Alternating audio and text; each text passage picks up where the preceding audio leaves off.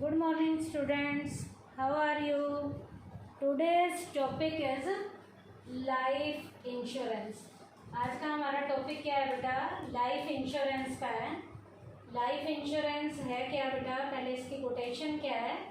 Life insurance involves both protection and investment. Life insurance का एक ऐसा कॉन्ट्रैक्ट है जिसमें बेटा दोनों एलिमेंट इन्वॉल्व होते हैं. प्रोटेक्शन का एलिमेंट भी है और इन्वेस्टमेंट एलिमेंट भी है. तो लाइफ इंश्योरेंस में दोनों एलिमेंट हमारे इन्वॉल्व होते हैं, प्रोटेक्शन भी और इन्वेस्टमेंट भी. प्रोटेक्शन का मतलब है जो इंसान अपना इंश्योरेंस कराता है, मान लीजिए उसकी लाइफ को कुछ हो जाता है तो उसके नॉमिनीज को कंपनसेशन दिया जाता है, ये तो प्रोटेक्शन हो गया. इन्वेस्टमेंट का मतलब है जो इंसान अपना इंश्योरेंस कराता है, यदि उसे कुछ नहीं होता तो पॉलिसी के एक्सपायर होने के बाद, पूरा होने के बाद वो इंसान खुद अपना पैसा जो जमा हुआ है प्लस बोनस का खुद लेकर आता है. तो बोनस के साथ मिल रहा है, तो ये कौन से पर्पज़ को सोल्व कर रहा है? इन्वेस्टमेंट पर्पज़ को सोल्व कर रहा है. तो ये तो लाइफ इंश्योरेंस की कोटेशन थी. क्या? Life insurance involves both protection and investment.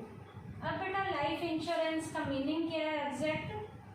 इसका मीनिंग है it refers to that insurance in which in consideration of a premium the insurer promises to pay a sum of money on the death of the person whose life is insured or expiry of a certain period whichever is earlier.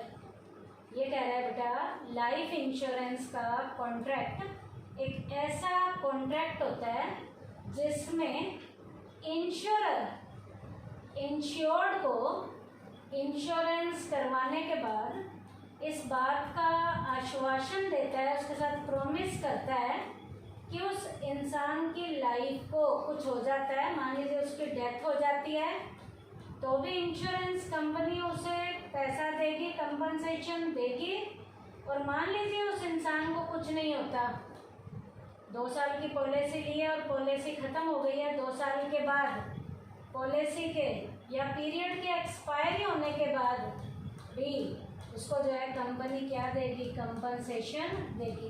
तो इन दोनों में जो भी condition पहले होती है, जो भी कंडीशन होगी, जो भी कंडीशन इनमें पहले होती है, कंपनी जो है, कंपनी कौन? इंश्योरर इंश्योर्ड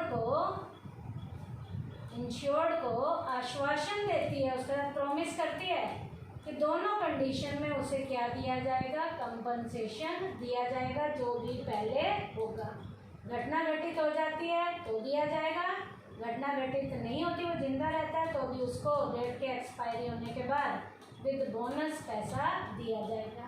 तो लाइफ इंश्योरेंस में दोनों एलिमेंट हैं, प्रोटेक्शन का भी और इन्वेस्टमेंट का भी. क्या था ये life insurance? It refers to that insurance in which in consideration of a premium the insurer promises to pay a sum of money on the death of the person whose life is insured or expiry of a certain period whichever is earlier. ये तो life insurance का meaning था. अब बेटा next है यहाँ पर life insurance involves both protection and investment. Life insurance के कॉन्ट्रैक्ट में दोनों एलिमेंट इन्वॉल्व होते हैं, दोनों एलिमेंट इन्वॉल्व होते हैं, प्रोटेक्शन भी होता है और इन्वेस्टमेंट भी. तो अब हम इसके बारे में पढ़ेंगे कि प्रोटेक्शन कैसे होता है और इन्वेस्टमेंट कैसे होता है, या इसकी जगह ये भी कहा जाता है objectives of life insurance. Life insurance के ऑब्जेक्टिव क्या क्या हैं? तो इसमें जो 2 एलिमेंट इन्वॉल्व हैं, एक है प्रोटेक्शन और एक इन्वेस्टमेंट है. तो सबसे पहले प्रोटेक्शन ऑब्जेक्टिव पढ़ेंगे. The main objective of the life insurance और any other type of insurance is to provide protection. कोई भी इंश्योरेंस जो है, चाहे वो लाइफ का है, चाहे वो जर्नल इंश्योरेंस है, वो हमें प्रोटेक्शन देता है if any member of the family especially the bread earner for that family dies, the family has to face a lot of problems. बेटा जब फैमिली में स्पेशली मेन कमाने वाला व्यक्ति जो कमाने वाला है, यदि उस कमाने वाले व्यक्ति की डेथ हो जाती है तो फैमिली को बहुत सी प्रॉब्लम्स को फेस करना पड़ता है। जब फैमिली को प्रॉब्लम को फेस करना है तो क्या करना पड़ेगा? इंश्योरेंस करवा रखा है तो कंपनी उस आदमी को तो वापस लाएगी नहीं। The family has to face a lot of problem though it is impossible to bring back the person of life, yet the economic loss arising out of his death can be minimised with the help of the life insurance.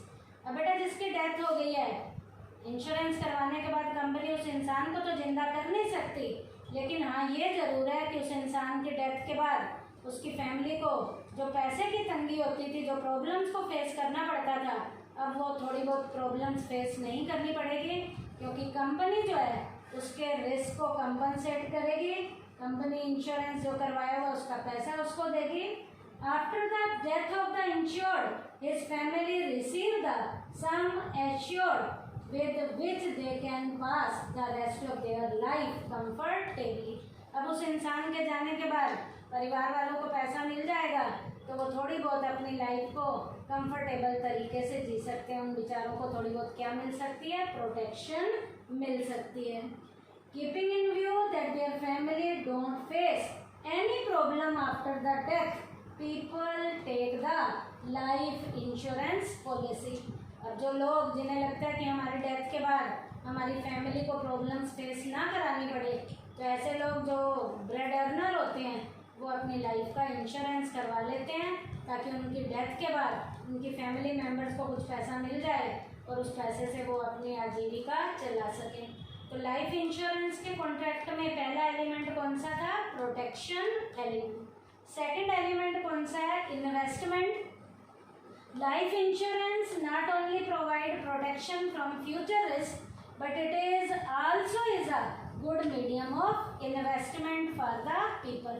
Life insurance बेटा protection ही provide नहीं कराता, इसके अलावा बेटा ये insurance जो है investment के भी लोगों के पर्पस को सोल्व करता है।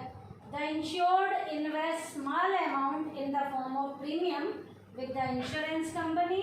लोग जो है इंश्योरेंस कंपनी से इंश्योरेंस करवाते हैं और छोटा छोटा अमाउंट जो है प्रीमियम का कंपनी को देते हैं, तो प्रीमियम का अमाउंट कंपनी के पास इन्वेस्ट होता जाता है।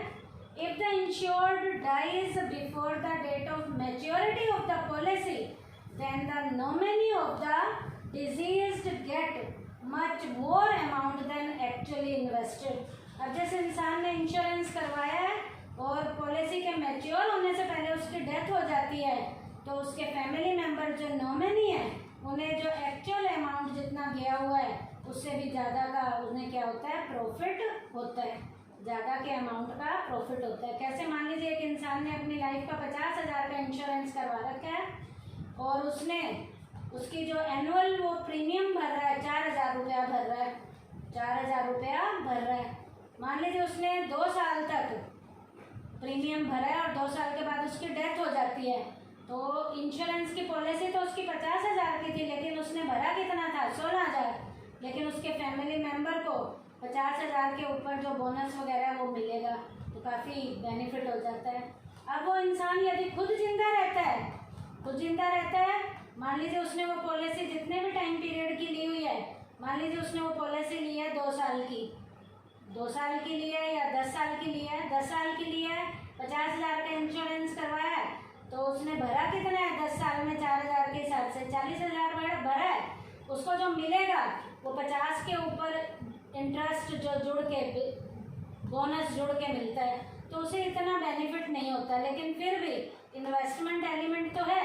तो इसका मतलब लाइफ इंश्योरेंस जो है इंश्योर्ड को प्रोटेक्शन के अलावा क्या भी प्रोवाइड करवाता है? इन्वेस्टमेंट भी प्रोवाइड कराता है।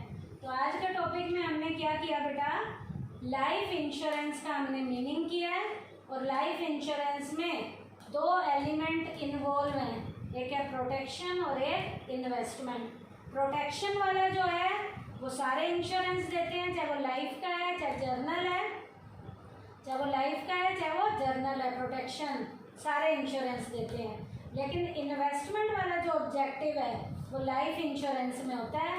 इसका मतलब यहाँ पर हमारे इन्वेस्टमेंट पर्पस को भी सोल्व किया जाता है। दोनों में टाइम से पहले डेथ हो जाती है तो नॉमिनी को काफ़ी बेनिफिट मिलता है, और टाइम के पूरा होने के बाद यदि वो जिंदा रहता है तो वो खुद अपना पैसा विद बोनस जो जुड़ा हुआ है उसके साथ लेकर आता है।